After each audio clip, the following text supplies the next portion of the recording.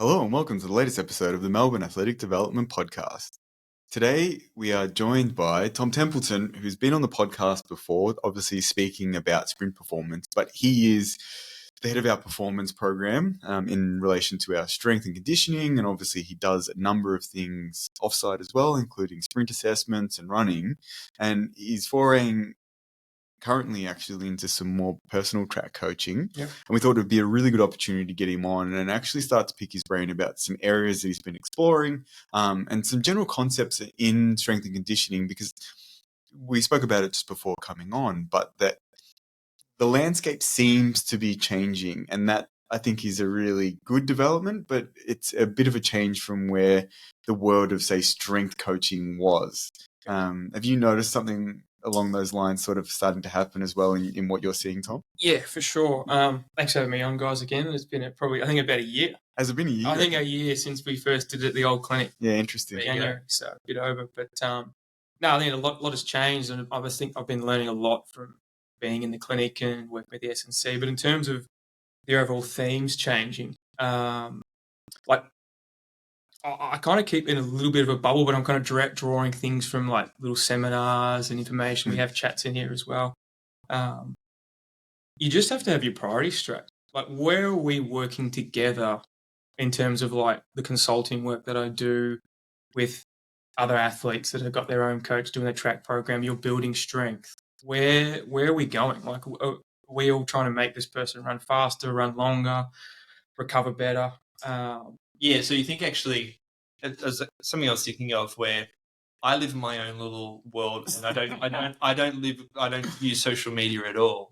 But it makes you think of, you highlight a good point here of like, do we get carried away with what's going on in, say, social media as an example? Because there's obviously so much out there. Yeah. Or do we, it seems like you're alluding to, do we just need to go back to just sticking with basic principles and not get too caught up on the hype that's going on? You got to build off your principles, and we spoke about it with some of the track work as well. Like, you can put out whatever session you want for a sprinter, but what's the principle underlying 6x60 meter sprints? What recovery, what intensity? Like, are you doing 5x5 in the gym?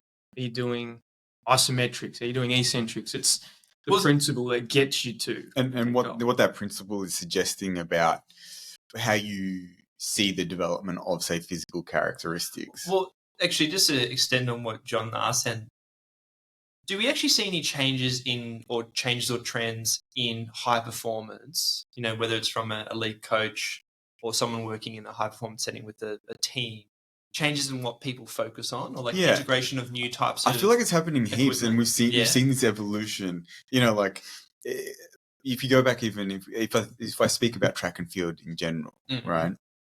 Initially, it was very much, like people went off the Russian sort of system, right? And then it evolved into this very heavy strength training. So like the 90s and probably early 2000s, you hear about some of the coaches that are more prominent online, and they mention, we had all of these guys that were very big, very bulky, lots of upper body mass, very muscular. And then we shifted away from that, and it sort of went with that evolution of like the functional fitness sort of revolution seemed to influence some of that.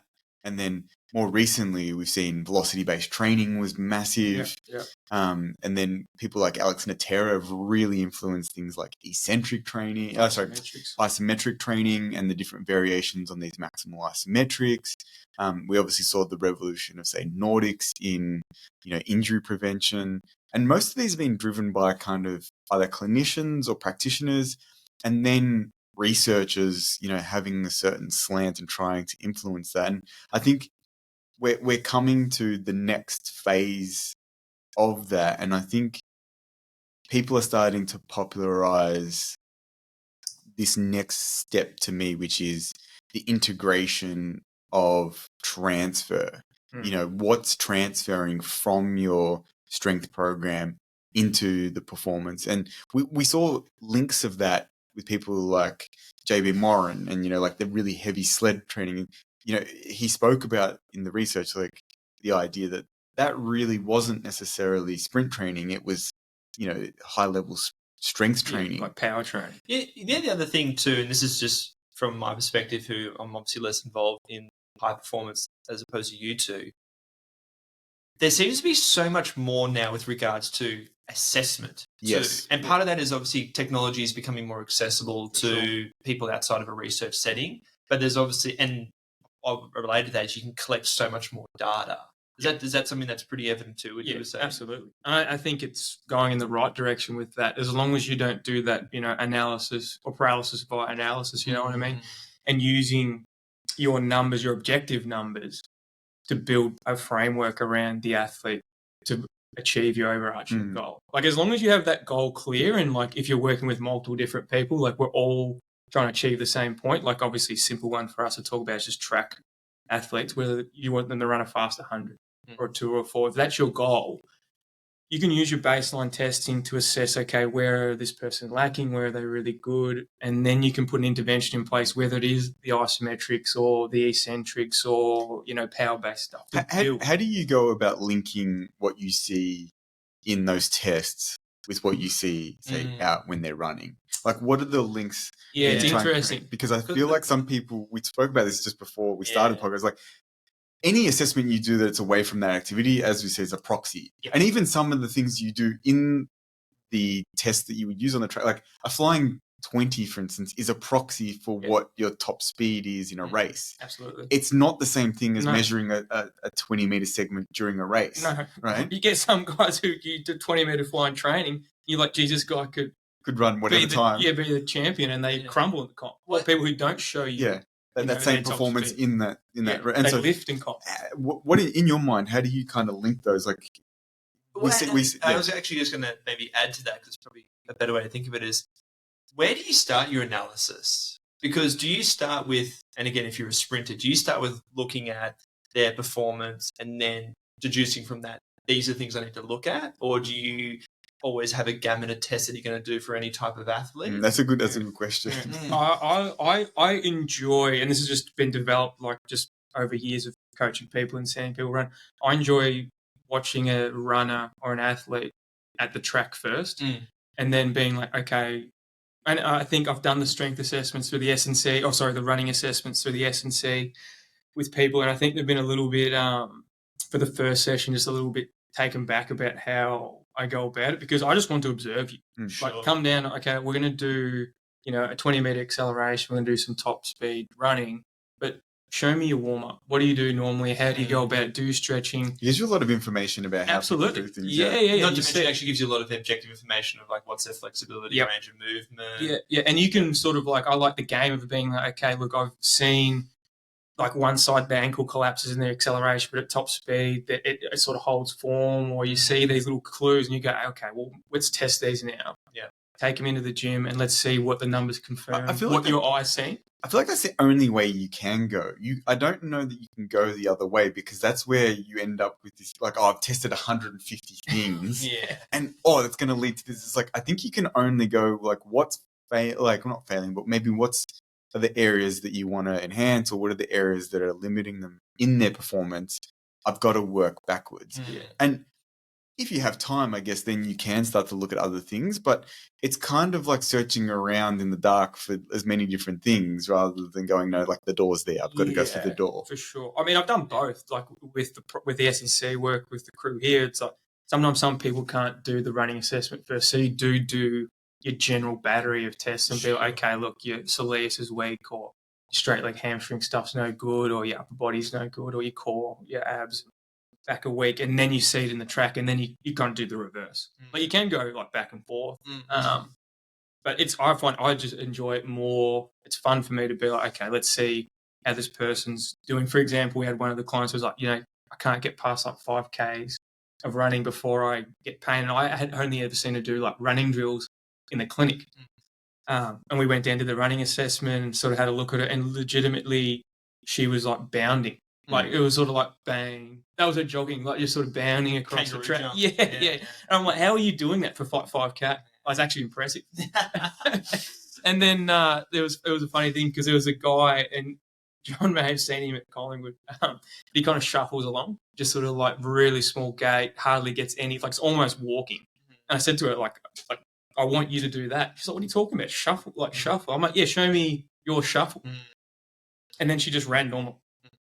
And so we're sort of touching on some other things now, like athletes' perception of what they're actually doing is not exactly what we see more objectively, but that's a fun thing to actually build that. And then you can go, okay, look, you're bounding and let's look at your stiffness properties and not, you might spend forever on the ground because you want to work off the ground, How do you create, I'll go back to the question I asked, like, how do you create those links between those physical capacities, like a strength or a power and actually what they do? Like, is that for you a formal process? Like, are you looking at the literature of like, oh, this is linked to this, or are you doing it through a coaching kind of lens? Like, what's probably more? I'm definitely more for the coaching lens. Like, I'll refer, and I do bounce back off you guys as well because I know you build off that literature work, but I definitely would reach out to people who are more in depth with literature and just use my coaching eye and be like, okay, I've got these numbers here.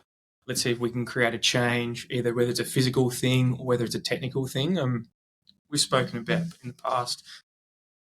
If it's a technical change that you can make, like you can create stiffness if the athlete's got the physical properties there and actually allow them to access that through cueing different drills or constraints-based training. And then you can work back on, okay, maybe it's a physical structure that's causing the breakdown. I actually don't know if we talked about this last time, Tom, but I know John and I have, and we've actually spoken to asked a few of our guests, is that relationship between mechanics of how you move and tissue capacity. Because there obviously seems to be a very strong relationship between the two. But there does seem to be differing opinions about how you approach it. And like you actually just mentioned a few of them there. And that is, do you actually focus on, what's your opinion in terms of actually focusing on changing someone's mechanics through creating certain cues, constraints, versus actually working on tissue capacity deficits and seeing how the system reorganizes and affects their biomechanics when they say go back to running, as an example? Yeah, I think you can only create what you got. You know what I mean? So I think it's unfair to put these demands on athletes if you're aware of their physical limitations. Yes. You know what I mean? Like if you're trying to achieve like some crazy positions and stuff like that, and they literally don't have the physical capacity to do that, you're kind of beating your head against the wall and being like, why can't they achieve this? And that's when you've got to build that physical side. And you're all constantly working back and forth. No, that's actually a good starting point to actually think of, well, you are just banging your head against the wall if you're trying to get them to do something when they don't actually have the tools to do it. Yeah. And I think the question you then ask yourself is, are they able to develop it through something that is more related to their task? Like, are you going to go down the route of, for instance, more of like a constraints-based approach? Like a simple example would be is if you don't think someone has acceleration power in their sprinting, do you want to go down the path of giving them, variations in, say, resisted running, whatever that might be? It might be hills, might be sleds, might be, there's better technology for some of these things now as well. Are you going down that path because you want it to be related to that task? Or are you going to go, no, we need to go and get your squat, lunge, deadlift to this number because at the moment it's really weak, right? And the force output that you create is low. Like, I think you've got to ask that question, and it's an interesting. It doesn't mean you can't do both at the same time as well. Sure. But in the past, and this is what I think the trend is that there has been a shift away from this idea of like just go and spend 2 years getting your squat to 2.5 times body weight, which usually was like, nah, don't even bother trying to do any of that running stuff at this level because you're just weak. So let's go and spend. And with the pliers as well. Plyometrics is a big one as well, where people are like, oh, you need to work on all this plyo stuff. And it's like, well, maybe you do, or maybe you need to find tasks that teach you to use your contact time better. Well, and probably more importantly, you asked this question before, John, of like that transferability, because the reality is you probably need both. Yes. But there is a foundation, and like we've talked a bit about this before, like your generalized preparatory to the specific preparatory to sport specific to competition, that there clearly is a bit of a hierarchy and a sequence that needs to be followed to actually see transfer of a squat to having more ability to do a heavy sled as a basic example. Would that be fair? Yeah, but we definitely 100%. But the thing that, and I think Tom alluded to this, is that you can't expect ultimate performance if you don't have all of the pillars there. And that's where, like, you want to make sure that, say, for that person's performance, that they have the general features, they have, the more specific features, they have like a lot of the technical and skill features, and maybe they even have some of the psychological traits. Obviously we've spoken about the pillars before of technical, tactical, physical, so, mental and psychological. It's like, if you don't have all of those features, it's probably not going to happen. So even if someone overly compensates in one, and we get this often, you're like, you might have someone who is a physical beast, and you often see it, like, say, in junior sport, the footy team, and there's the tall man-child kid, and he's just dominating everything. But actually, if you think and look at his technical skills, his kicking and, all that kind of... It may lack. And then in the overall development of that person as an athlete, you're going to miss out. And then they get to 16, 17, 18, and everyone else gets the same size as them. And they're like, oh, that kid won the best in the league, best and fairest of the league 4 years in a row. And then at under 16 couldn't even make the A team for their club. It's a good point. I think it's touching on as well that long-term athletic development. And I found that I didn't really, I heard it when I was younger, when I was sort of starting to look at coaching and training. It's like that analogy of you can't put the toothpaste back in the tube.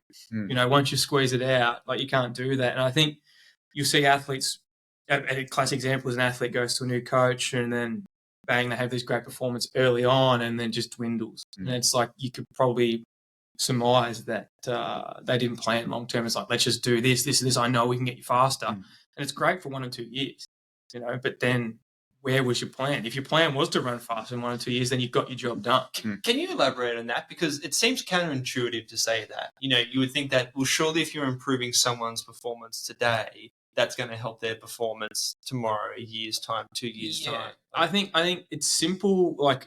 I see it simply in athletics.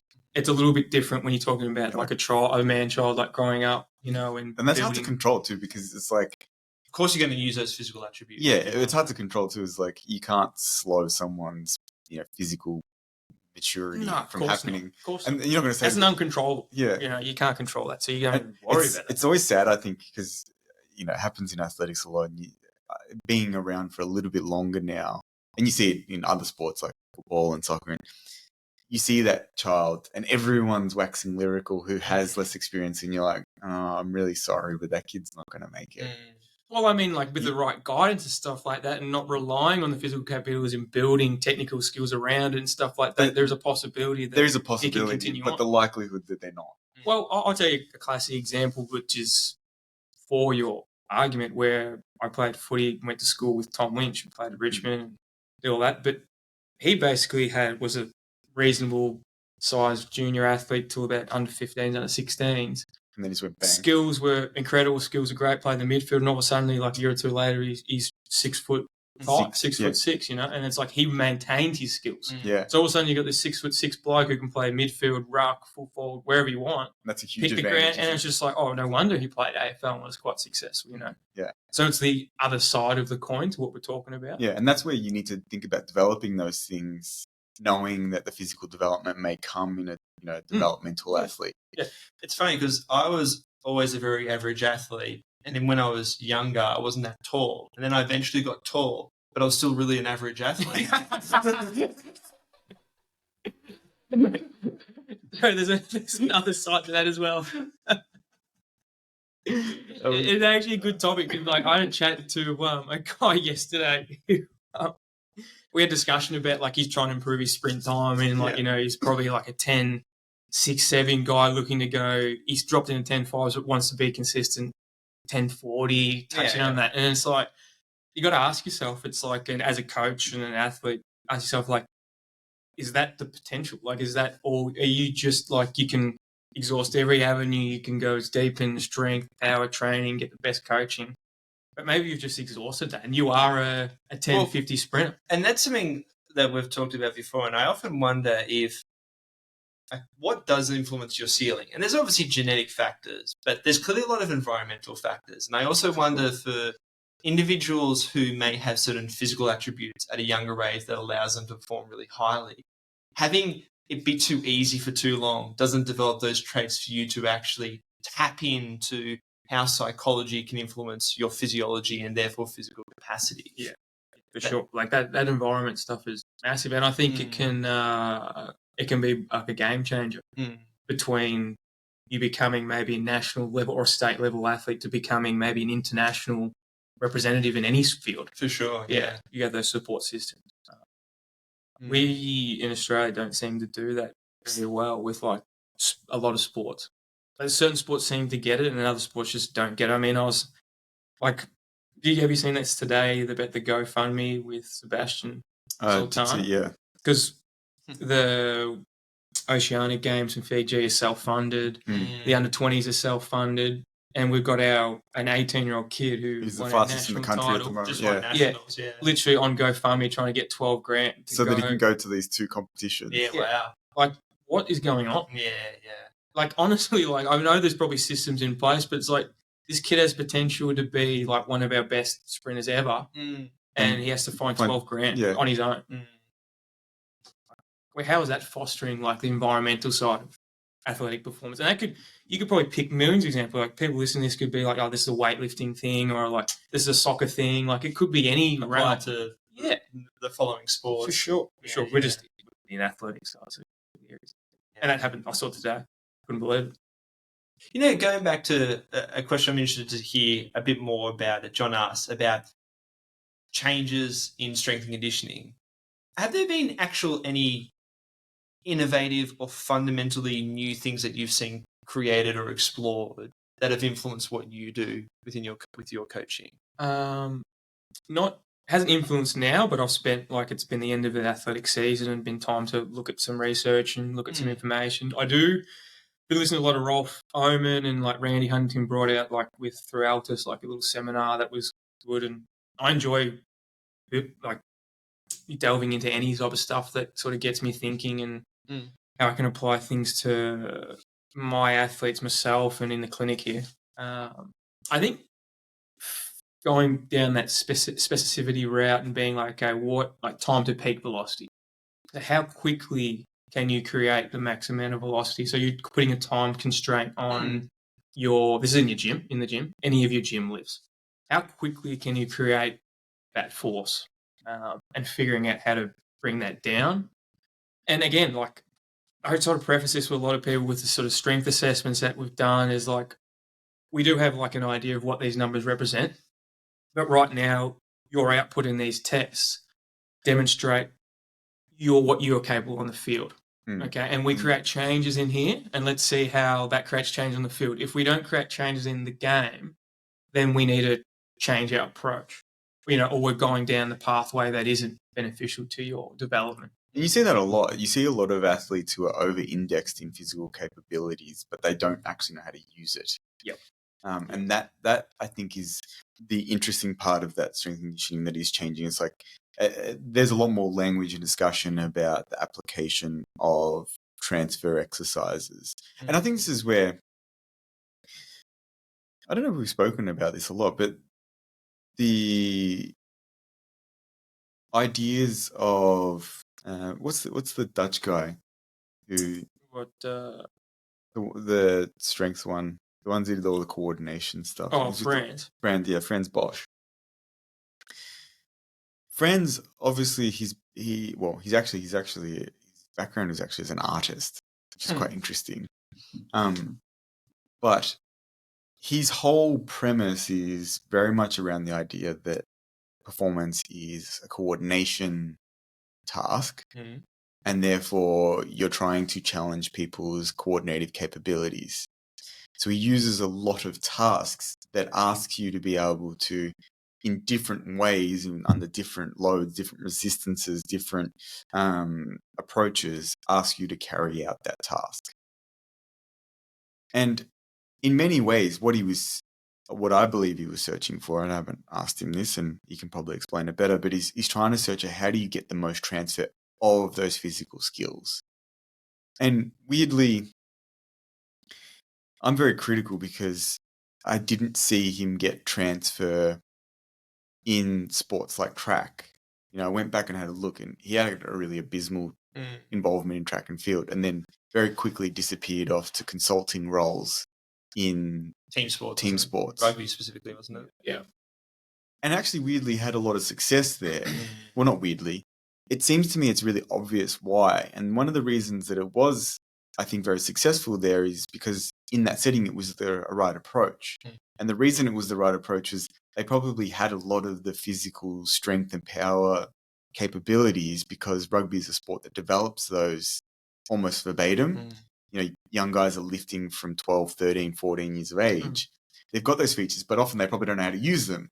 And he's come along with a really clear, well-structured opportunity to teach them how to use it, and then it actually influences their play, right? Which I think is the right approach. What seems to happen if you continue that approach, though, is all of a sudden they lose some of those underlying capabilities and then injury rates go up. Yeah. Because those were the foundational features that seemed to influence that. And, you know, that's something, you know, that, for instance, Greg Haff spoke about, like, you know, strength really is the foundation for all performance and injury management. Yeah, and that's obviously a huge ideological bias that he has. But I don't think he's primarily wrong. And he says that because the research that he and Sophia Nymphius and, you know, Shepard have done basically shows that you want to change direction, you want to, you know, jump, you want to land, you better have a really high peak force output. And then once you've got that, then you need to hone it into a particular velocity or a particular direction, or know how to do that with, you know, some sort of like other kinematics going on. The question I always ask myself is, what actually is coordination though? Because we can obviously, if you be specific, like if someone for a rugby player, to be coordinated is to be able to pass the ball well, to be able to tackle, to be able to change direction. But can you, you know, is there some type of generalized proxy for coordination? And more importantly, how do you actually improve coordination apart from doing task-specific stuff? Like, is he suggesting things that provide a transfer? Yeah, some of those things. But I think that, like, that's why you get this argument. It's very big in, you know, we've worked in hockey and soccer. It's very big in those sports. Everything's on the ball, on the ball, on the ball, on the ball. They don't care about strength and conditioning most of the time, right? Because they're such highly skilled sports and the ball moves so quickly that the velocities that it's occurring at, if you don't have skills that are technically proficient at those speeds of the game, then you will get found out no matter how physically gifted you are. And it's a really interesting, I think, representation of the fact that you can never forget that you've got to do it in the most contextually specific way possible. Yeah. Right? But that doesn't mean that you don't develop those underlying physical features, because then we see in sports like soccer, you watch the Premier League, you watch Syria, these people are getting injured, and it makes sense in some reasons why they play a lot of games and they're close together. But when you've got players getting paid, you know, £50 million a year, and they've got unlimited resources basically, how the hell are they getting injured? They should be so robust. They should be so ready, but they're not. And to me, that smacks of almost over-emphasizing the on-field stuff and not making sure those foundational features are there. I think the biggest challenge is, like what you're saying, is that, like, it's easy to get people strong and, you know, apply those, because that's been done for years. I don't think there's really been much change in how to get someone strong.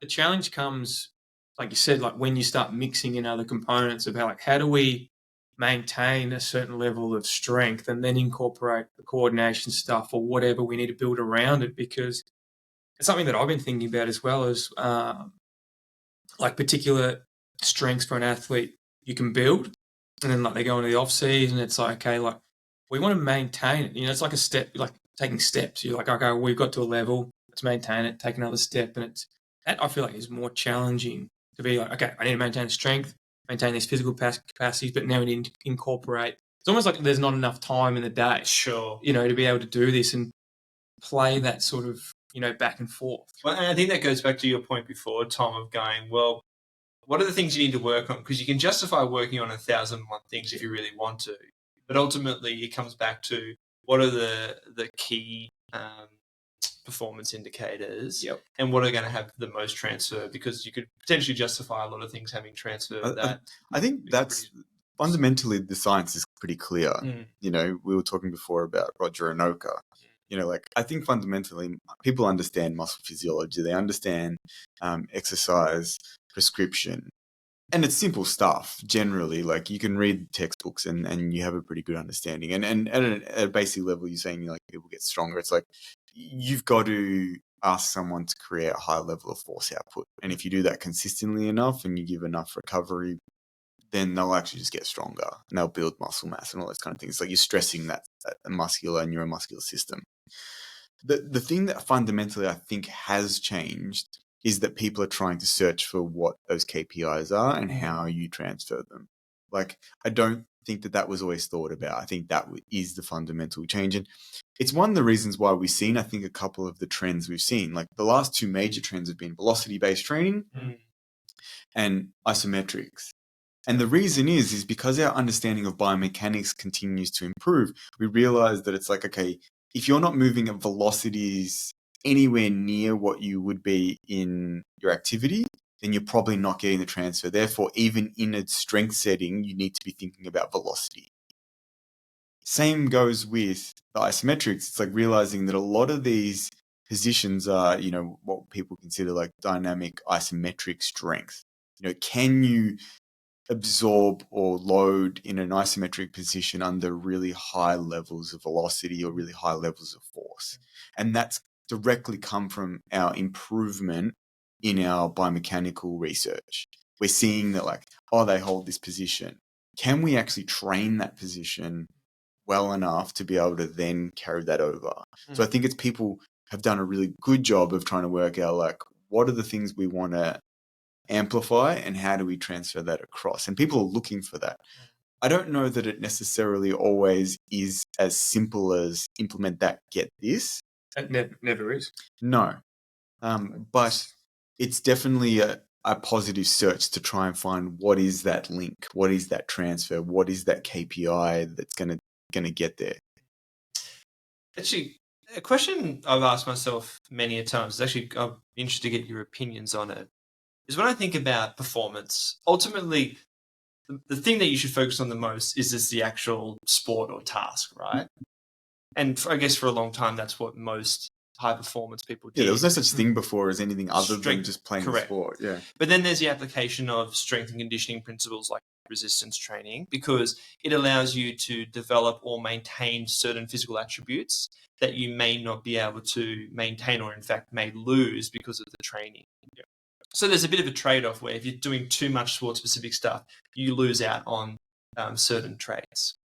I also wonder the same though then too with, obviously you can go too far the other way as well.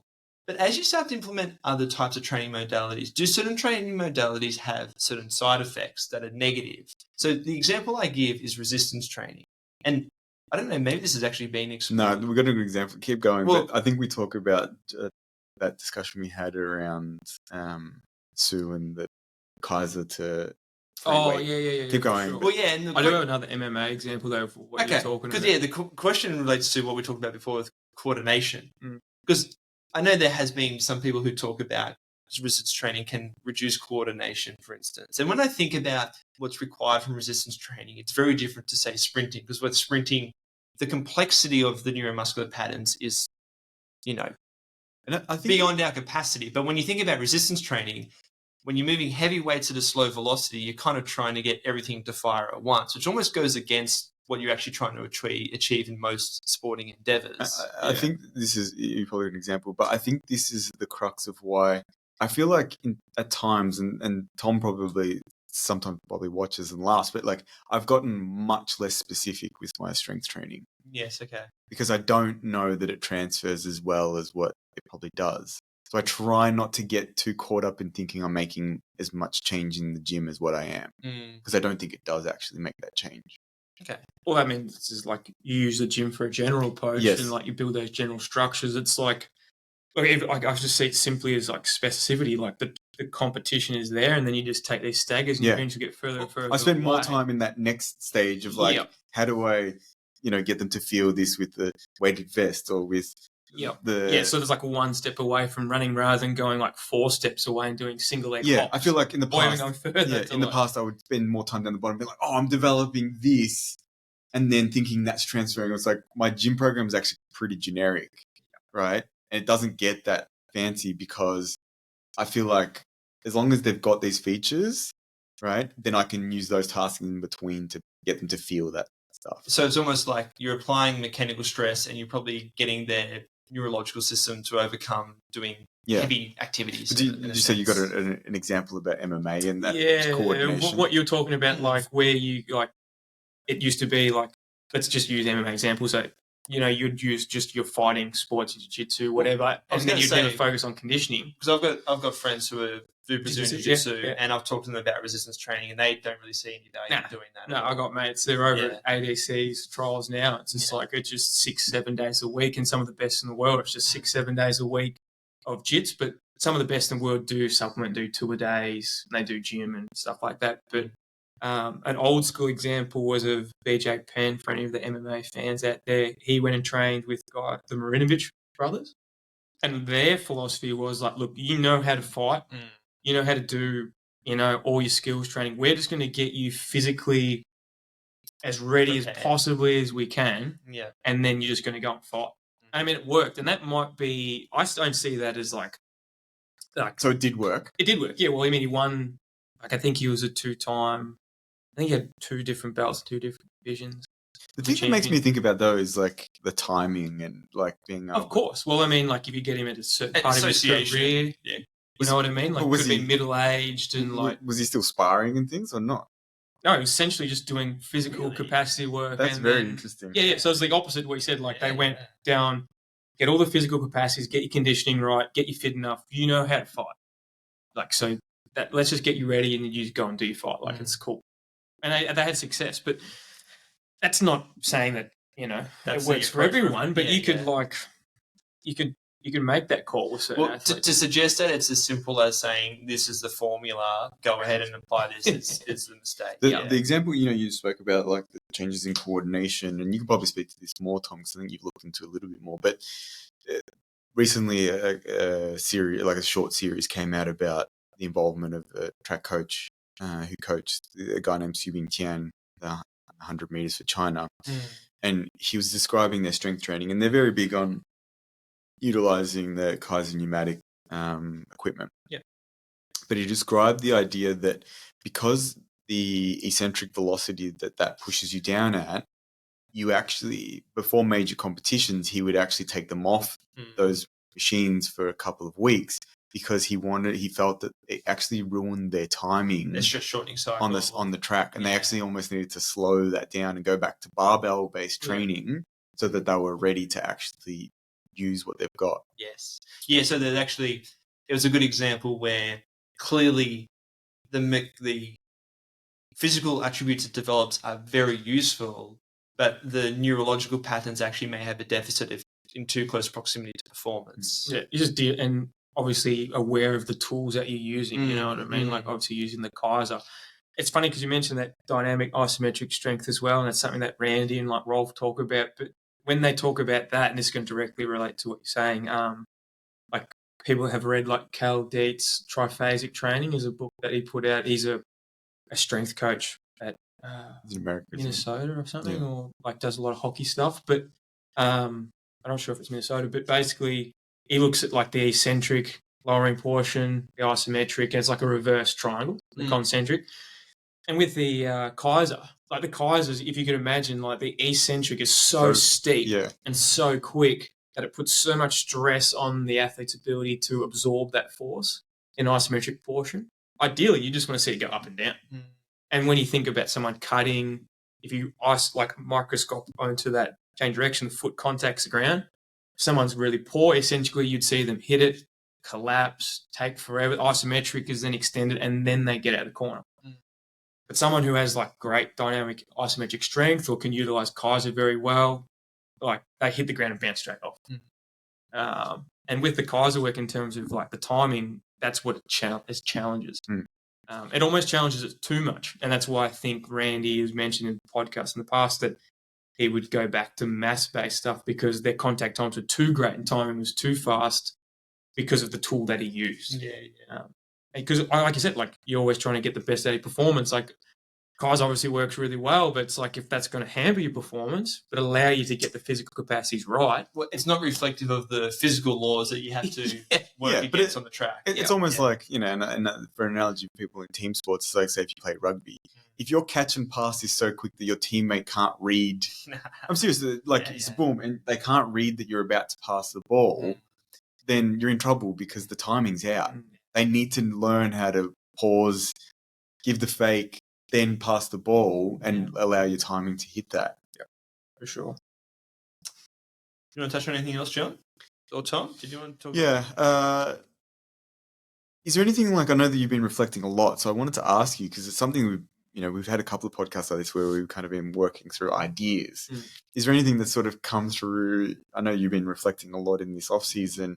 Is there any ideas that you kind of been mulling around that you're trying to nut out? That I know you said you had some interesting things that you kind of have been stewing over a little bit. I think it's just like, for me, I start delving into a few different things and I start seeing these like patterns kind of emerge, and then I'm just trying to absorb as many tools, I suppose you could say, or many outlooks. So then when an individual comes to me and is like, I need to work on this, like I've sort of got a little bit of a preconceived plan to be like, okay, this is how I want to approach this athlete. I mean, just basic stuff, like even long to short work. I said I did some work with Stephenson yesterday at the track, and like he spoke about his time with John Smith and like the work they did, and they did as athletics, sprinting and 1 to 4 training, like long to short approach.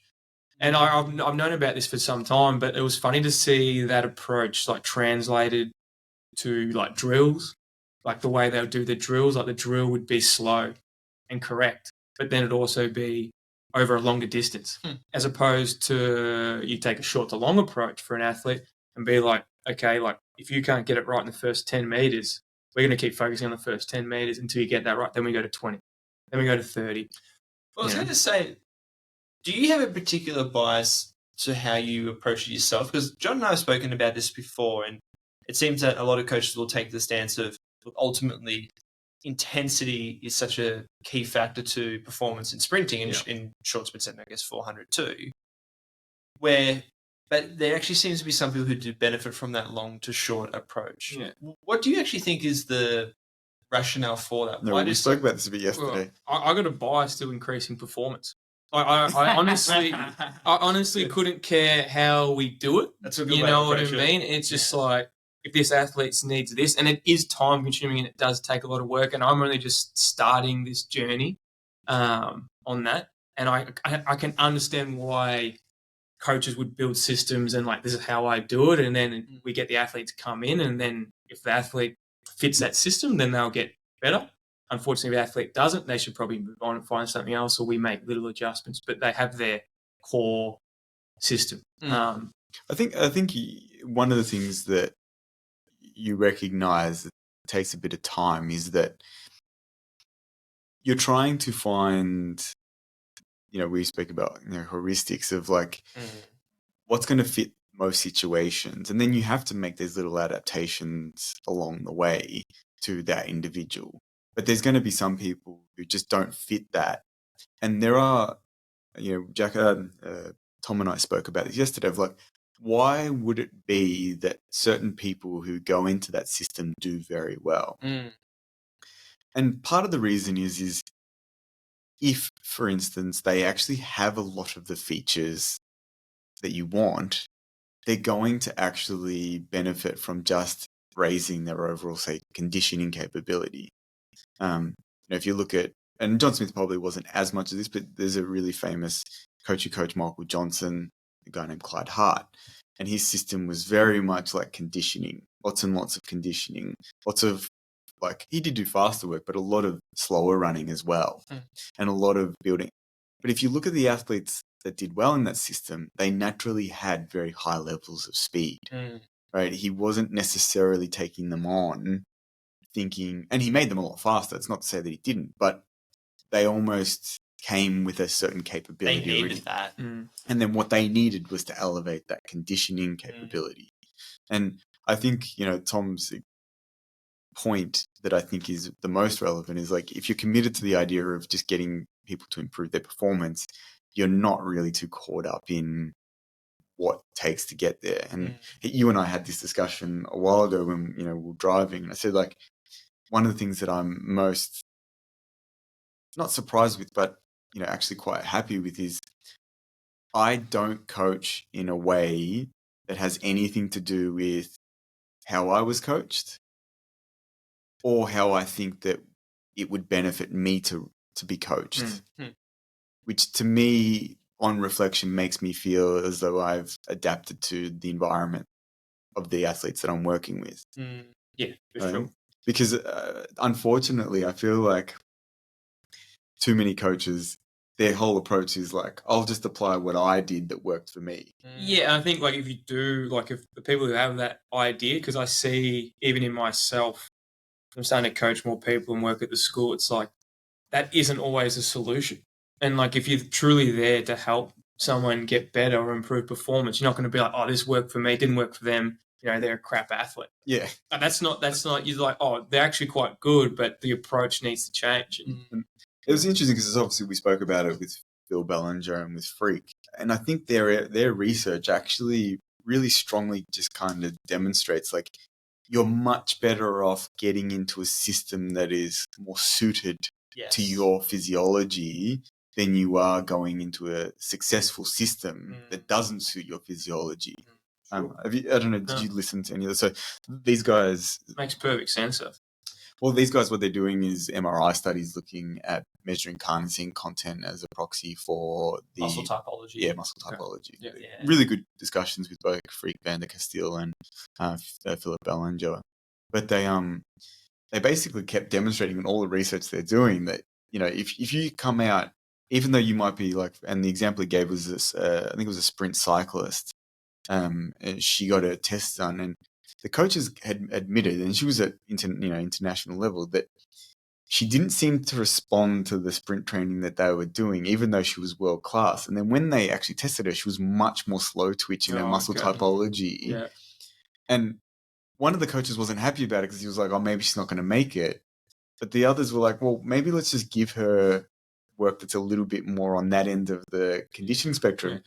And it really worked. Like her performance got better in sprints, even though, she was more on that end. Yeah, doing more like longer, like less more of that long to short kind of almost idea. And I think that that's what happens. And I think that often actually, athletes are intelligent. They often know, like, I know what kind of work suits me, so I probably should go to this. Well, athletes know when they feel good.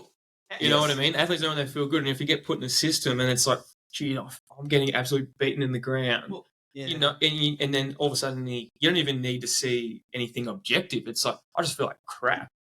How do you navigate that conversation with athletes? Because I know we've actually spoken this before, John, with some of your athletes who have an expectation or give you feedback about how they're feeling, and you try to, and perhaps what they think is going to be best for them. But that may not always align with necessarily what you think is best for them. Yeah. Sure. Well, I think it comes down to performances, really. It's getting harder though, because I think that unfortunately the mentality that we have in society, and this is, my rejection of this happiness hypothesis crap, like that you should just always feel good, and that if you don't feel good, that's a negative, right? And athletes seem to misinterpret this in the performance setting of like, oh, I should turn up to every training session and feel fantastic. It's like, no. You should feel good for the sessions you're meant to feel good for. And then there's sessions where the expectation should be is like, I'm tired. And that's a great point. Like feel good for the session, you should be feeling good. Yeah. Because if you don't achieve, I think that's where it gets missed as well. Because some people go the other end. It's like, you feel like crap for 6 months. And like you've completely missed out on maybe the quality side of things you wanted to go for. But feeling good when you should, like, that's huge. Yeah. And do you actually communicate that to your athletes too? To say, I try to, but sometimes they don't really listen to that. Like, it happened to me recently. I had a conversation with an athlete and I was like, okay, you said you would like to do this. The way that I think we achieve that is we need to put in this block of training. this is how I expect you to feel. Yep. A week in, oh, I feel crap. And it's like, that's exactly what we thought was going to happen. That's when you get out the recorder and go, conversation from last week. Yeah. Like that literally is what happened. And I was like, what is going on here? Yeah. But that's you have to continually have those conversations, because unfortunately, and I guess it's the slant of the sprint athletes that you generally have, is like often they're going to slant towards being on the lazier side of things. And that's not actually a negative in any way. You know, like they've gotten there and that's kind of their personality, that's kind of their physical capability. So you need to work out, how do I extend that? Because obviously the only way that their body will know that they get better is to stress it. You know, and obviously we've spoken about before of like, you know, they can come through intensity, through volume, through density, whatever it is. But even if you go down the intensity path and you leave a lot of recovery and things, like people know that when you do a lot of highly intense training, for the next couple of days, you feel pretty tired, pretty sore, pretty flat.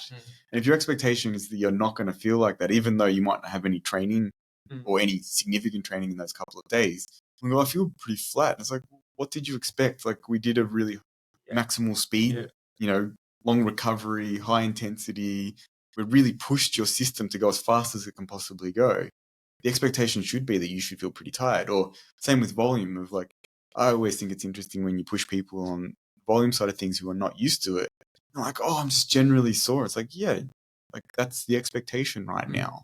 I think it's an education thing as well for the athlete to understand, okay, this is how my body responds to this. And if they're willing to take a chance, and I think that's something that you need to, it's not a contract thing, but it's like just like a relationship between a coach and an athlete. It's like, are you willing to take the chance? Yeah. You know, because if you go into a relationship, like a coaching relationship, and you think this person's got the answer to everything, like you got to understand everyone's a human, like they are experts or they've spent time studying and whatnot in this field.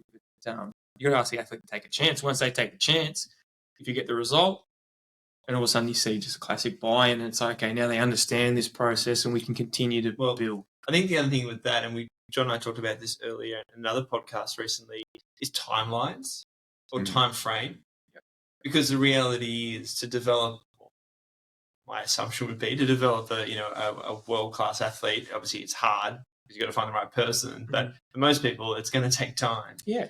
And I think there can be often an expectation of, I wanted that to happen yesterday. Yeah. Yeah. Well, then it's just like, that's almost touching on more just personal like philosophy, you know what I mean? And being like, well, it's a classic thing of like, enjoying the journey rather than like destination. You can miss a lot of things if you're trying to where I rush should be. Yeah. You know, actually, a question I've actually wanted to ask both of you recently is, it seems that good athletes have high expectations. They want to go to the Olympics. They want to make an Olympic final. And that's obviously good to have high expectations. But what kind of conversations do you think are important to manage those expectations? Do you think it's really important to keep in mind that goal of, I want to get to the Olympics, it might be next Olympic cycle, the following Olympic cycle? Or do you think it's more of this, what you need to focus on is making, sorry about that, a national final or getting on the podium? Like where do you think someone's focus needs to be? Yeah. On the bigger picture or on the, what's achievable in the next 12 months? I'll cop out and say both. But no, John and I did speak about this as well because it's very interesting because you don't want to create like, I suppose, a psychological limit. You know what I mean? Whether it's a time of a performance or a placing in performance, because I believe that's very much a real thing. That if you, and for some reason, thinking about it now, like I feel like it's much more one way than it is the other. Because if you're a coach and the athlete's bought into your system and you're doing things and you're like, look, I only expect you to come third at nationals. Like, I think they're more likely to come third or fifth or eighth. Yeah, rather than win it. Yeah, well, you know what I'm saying? Like, it seems to be, the negative seems to be much more powerful than the positive. And like, look, I think you have the potential to win it, but they might come third. Well, because playing devil's advocate, because I also wonder, can the psychology be of you get to nationals, you don't perform well, and you go, oh, well, it's all right because the big goal is to make the Olympics in 4 years, and it's a timeline far and away enough that you can still protect your ego, so to speak, from that poor performance recently. Yeah, the idea that I was thinking, and we've spoken about this from a general behavioral point of view, and even just like business, but I like the terminology that gets used by a guy named Gary Vaynerchuk, and he says, like micro speed, macro patience, right? Which I think to me is the most, like, in the moment, you got to be going for it, and you got to be like, I got to get better today. Like every day I turn up, I got to get better. But then you got to know that, like, I improved 1 millimeter today. You've got to have that. I need a But million. you improved. But I need a million of these millimeters to get to that. I was going to say, you got to have that mindset for 1,000 days, to see the actual macro change. And it's interesting because I do encourage people to listen to. It was a really interesting discussion with Lex Friedman and Walter Isaacson. He talks about the book that he wrote on Elon Musk. Have either of you listened to that podcast? No, but I've read his book on Steve Jobs, the biography for that. Yeah. So it was interesting him talking about Elon Musk. He said he's very much like that. And to the point where it's almost manic. He's calling... You don't get to where he is without having certain traits. They're trying to get these rockets for SpaceX off in 2 years' time. Yeah. And he's calling a Sunday 10 o'clock in the evening meeting for everyone, all the staff to be there because we urgently need to fix this button that's not working on the spacecraft. And he's like... He doesn't get the idea that, like, this is happening in 2 years. I watched a documentary on Elon Musk, and he actually wasn't interviewed, but a lot of other people that worked with him were, including some of the people in SpaceX. And it was interesting, some people talking about their history and recollection working with him. There was a lot of tears in that documentary from some of the people he worked with, just because, similar to Steve Jobs, he had that same reputation of, like, he got every bit out of you. And obviously part of that was also pushing people to the edge, but it also led to a speed of getting to the goal much more quickly. I don't know if it's Elon that said this, but, like, I think it's true. Is like, you should think about what you want to achieve in 10 years and try and do it in the next 6 months. I don't know who said that. I don't know if it was him or not, but, and it's not, like, the person who said it said, it's not that you will achieve it in the next 6 months. It's just that if you think... intent. Yeah, your intent is to try and get it done as quickly as possible. It changes that whole thing. And I feel like that's where it's important to set really clear, tangible things. The thing you've got to be aware of, you ask that question and go all the way back to your question. I think it's very individual because some people are really scared by that big goal as well. Like, for some people, it's much more approachable just to say, my goal is to run as fast as I can, and what I'm going to do is turn up every training session and do the best I can. If you set the Olympics, you set, making the final, you set winning national... Too daunting. It can be way too daunting for, and that actually can be paralyzing for them because all they do, and this happens a lot, I've noticed, is... what they'll do, and I'm really guilty of this because I'm not scared of putting out very big goals. And even for other people, the athletes, like, you're capable of this. And I'm always on the optimistic side, always. I'm sure there are people I talk to and they're like, he's saying absolute garbage, right? That person's not capable of that. But like Tom was saying, like, I would much rather them believe they're capable of more and be disappointed than the other way around where you're capping them, right? But you've got to be really careful with it because what it sometimes does is they'll have a bad training session and they're not stupid, they're adults. So they go, oh, I'm only here and I'm meant to be here with my flying 20 time. I'm not going to make it. I've got no chance of winning nationals if I'm only running 1.9 and I need to run 1.7 for flying 20. Like, that's not going to happen. What am I doing? This is a waste of time. Training's not working, blah, blah, blah. It creates such a negative environment. So the thing that I've probably leaned towards more is saying you're capable of this, but then you don't bring that up much. You basically just say, like, your job is to turn up and get better every single opportunity you get. Challenge yourself on that level. With the athletes that you have those discussions with, do they ever ask you, like, how are we going to go about, like, apart from just the training, obviously rocking up and training, but, like, how are we going to create this sort of intent like within our sessions to get there? Sometimes I think, like, again, it's just very individual. Some people want to know all the details. Some people don't want to know the details. Some people are really interested in the process and they want to be involved in that process and like, oh, I like doing this kind of stuff. Some don't. So it very much like comes down to that individual and working out like what do they want to go through. Like some of them, they literally want you to sit down and be like, this is what we're going to do for this session. You know, like, and you know, like for instance, some of them want to practice.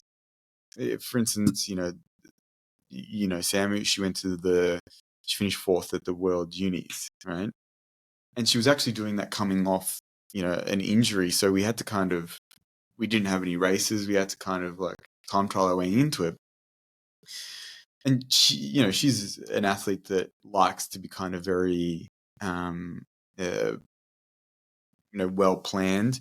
And so we worked about like, okay, on more than one occasion, we're actually going to practice what the rounds are going to look like. Okay. So you're going to do, when you was on this day of the week, so I was like, we'll even do it on that day of the week. Same day, same time. Same time, same day. Yeah. It wasn't exactly because one of them was 8 o'clock, so we did it like 6 o'clock or something, but like same time, you're going to turn up the next day, you're going to do this, and then you're going to run this round, and then you're going to do this round. And we did that more than once. Okay. Right? So it was like, but for other people, they're like, I don't care. Yes, it's I'm ready. Yeah. I'm ready. Like, I know I can run Sure, fast. sure. And I suppose another thing, because I haven't read those books or listened to podcasts, but guys like Steve Jobs and Elon Musk, I've listened to some podcasts with them in them, and they're fascinating. But they seem like they're people who are like, can be hyper focused. Yes. And I'm not sure, like, when you're dealing with athletes, like, and even probably yourselves, like, that focus, and I don't think it's spoken a lot of, like, can you actually focus on you're doing an A skip and like where, like the athletes, like they're clear on, they're just thinking about where their foot is or what they're in the drill, like, and you see different levels of focus with the athletes. A million percent. And some, like, unfortunately, I made the big mistake of trying to get people to all be the same with that. In that, like that. Yeah. Okay. Some people can't do it. And so you've got to decide, like, is that a limiting factor? Right? Like, some people can't focus on what you're asking them to focus. But the question then becomes, is that limiting their performance? Because if they can focus in the performance, then you need to allow them maybe some more leeway in the training environment because they're smart enough to work out in this context it's important. Yeah. Whereas I'd much rather, and I had this conversation with someone the other day, of I would much rather the person who performs in the competition but doesn't train that well, right? Yeah. Or doesn't train to the same level versus the person who's like an all-star in training and then in the competition doesn't perform. And even Randy mentioned that with Sue. He's like, he never ran the times in training that he ran in competitions. But I was okay with that because I'd worked out what, he knew that he was the gaps were, what those correlations were. If you ran this, it meant this, and you see that a lot actually with developing athletes.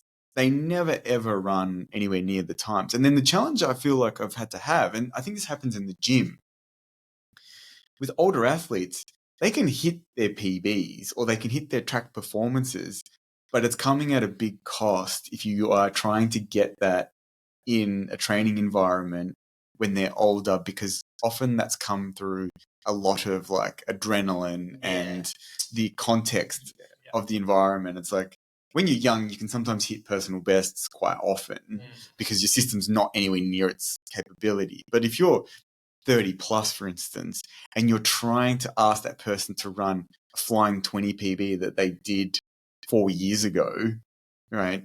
It's a very different game. And then that's why you've got to look at like, can I get that with maybe a tailwind or some assistance because I need them to feel that?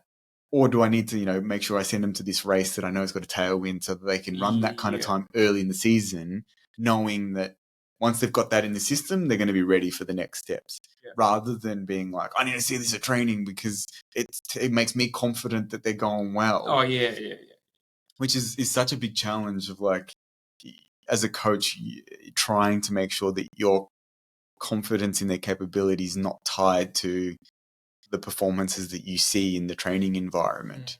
It's very much, I think, obviously it's going to be influenced by it. And if it's really bad, then you need to do something. And if it's really good, I think you need to be really cautious. Generally it should be, and I think we spoke about this, like the track coach, Steve Fudge, he's got those old videos, and it's funny because I feel like he's gone through like 3 or 4 evolutions in the different things that he says. But one of the things he said early on was one of the worst things that can happen is you get too many good sessions all close together. And when I first heard it, I was like, oh, that's interesting. And he's saying like, because what that tells me is that they're coming towards a peak performance. And if I haven't planned that to happen, then we're in real trouble because it's going to be a natural sort of low. You can't sustain that level. Yeah. Say for instance, it happens early in the season, and then you're like, oh shit, we're going to have to really back off and come back up. And particularly for the international athletes that are at a high level, it's like there's certain qualification opportunities you need to maximize on, which is one of the things that changes very heavily with developmental athletes versus professional athletes. With developmental athletes, and to me, a developmental athlete really is anyone who hasn't quite reached that top level, even irrespective of age. For them, like if they run a personal best, they don't really care when it is. No. They're just happy that they ran a personal best.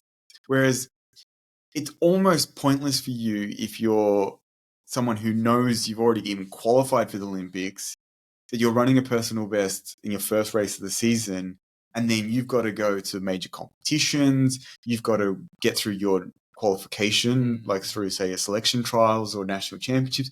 Like you could be in a real lot of trouble if you've done it at a time that's not really correct for that sequence. The probability of you getting a PB, the more experienced you are, is lower. And I guess the other thing is you can't rely on emotional pumps to like achieve a certain physical state, because you're going to have less emotional response. The same thing goes, I think, for say sporting teams. Like you really, and I don't follow the AFL closely anymore, but like this year, for instance, there seems to have been a bit of a hangover for Brisbane and Collingwood, right? And they were the 2 grand finalists, and they were 2 clearly best teams.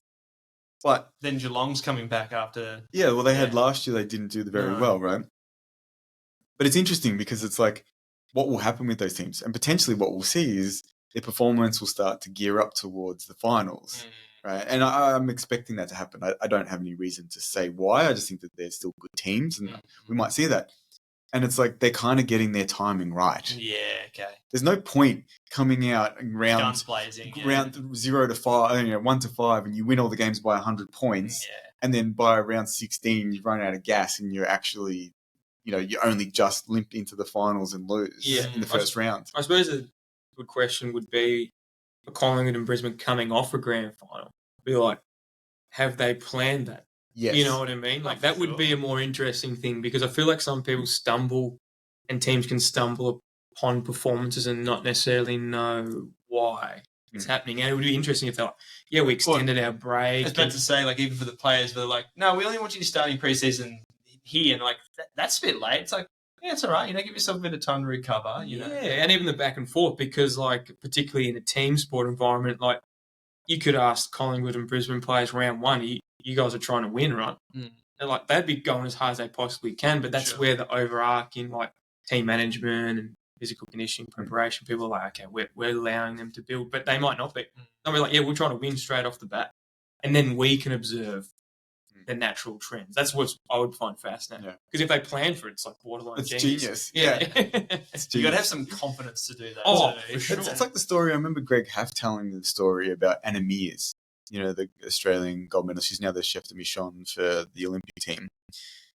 And interestingly, cycling and sprint cycling tends to be a sport where they really do push people pretty hard in terms of volume. And one of the things that they noticed was her training was going really well, and she was coming up, they thought, early before, I think it was the 2008 Olympics. So they pushed her back into more volume of training, more strength training, particularly like to dampen her performance. And as you said, like, I think it's a pretty bold thing to do, going like, she's improving. We might not come back.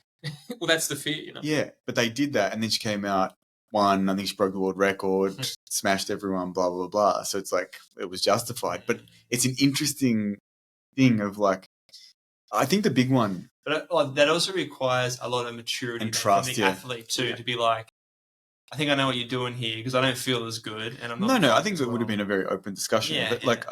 I've been thinking about this a fair bit in the idea of planned overreaching. And I feel like if you're not overreaching in some aspect, then you're in trouble anyway. Yeah. We spoke about developing stress and making sure that you're continuing that conversation. So are you having an open conversation like, okay, well, where the plan is to push you here, and what's your expectation? Because if it's that I'm going to feel great every session, then you're probably, well, you're probably not creating the amount of change stress and stress that you would like to see. Yeah. Alrighty. Thank you so much for joining us, Tom. No worries, guys. Thanks for having me.